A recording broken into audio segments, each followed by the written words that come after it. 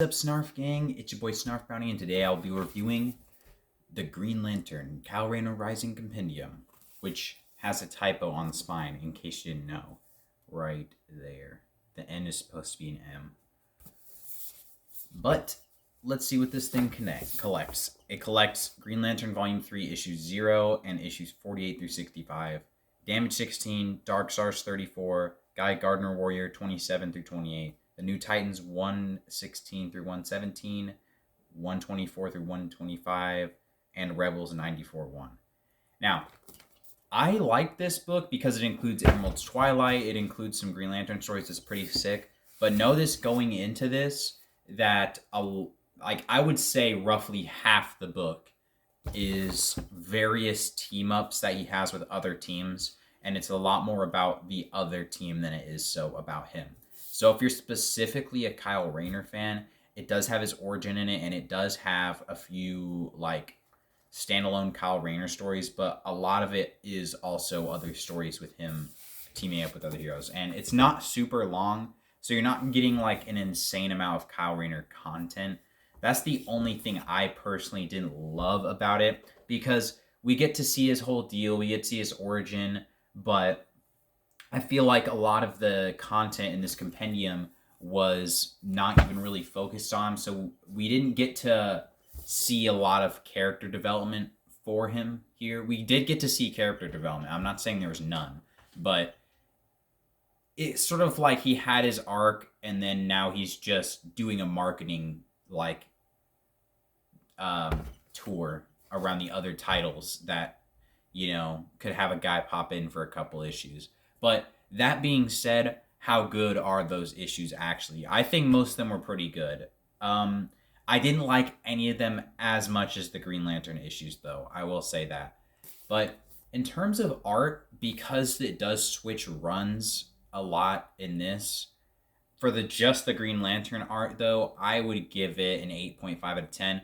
Overall art, though, I'll give it a 7.5 maybe. Now I'll give it a 7, because some of the art wasn't as good as the Green Lantern art was. So for story, I'll give it a 9, because I actually really did like his origin, and I like the fact that we finally have a Green Lantern who isn't weak to yellow.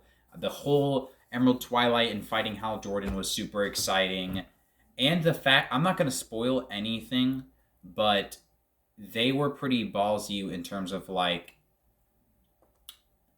decisions they don't make that often. Well, no, I wouldn't say that, but they're not afraid to kill people. I will say that. That's my one thing. It's a little bit of a spoiler, but I'm not overtly spoiling it, who dies, But they did have the balls to actually kill somebody in this. So actually, I think 2 people die in this. So that's my rating of Green Lantern and Kyle Rayner Rising compendium. This is your cover, your spine, your back. Pretty epic. Let me show you some of the art on the inside. There's some Emerald Twilight.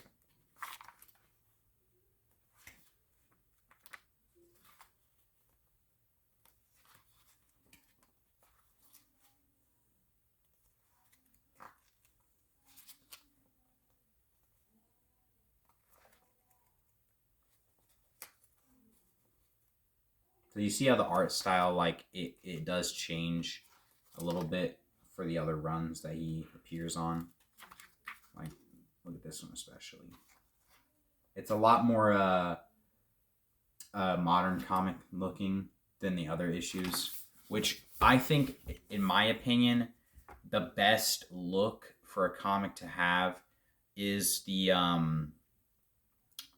sort of post Bronze Age look, early post Bronze Age. I think that's probably the best they looked. I don't really love the super glossy look comics now. I still like them. Don't get me wrong. I'll still read them, but I liked more of the this type of way comics look. I will say that in terms of build quality for this book, the paper is very thin. So that's one thing. If you I feel like if you held it in a position like this for really long, it would just stay bent like that for a little bit, and you'd have to book press it to get it to go down again. That kind of thin paper. And this is something that I notice a lot of comic books are doing lately is in collected editions they'll print it on like somewhat glossy paper. So when I'm reading it, like look at that glare. Sometimes the glare is so bad I have to like move my head or move the book to like see what characters are even saying because the glare is so bad. That's one thing I can't stand about a lot of these printings that happen is the glare. But other than just glare, it was a pretty good read. If you like Green Lantern, you'll probably like it, but like I said, it's only like I would say 2/3, maybe 3/4 a Green Lantern book because a lot of it's other content. But peace.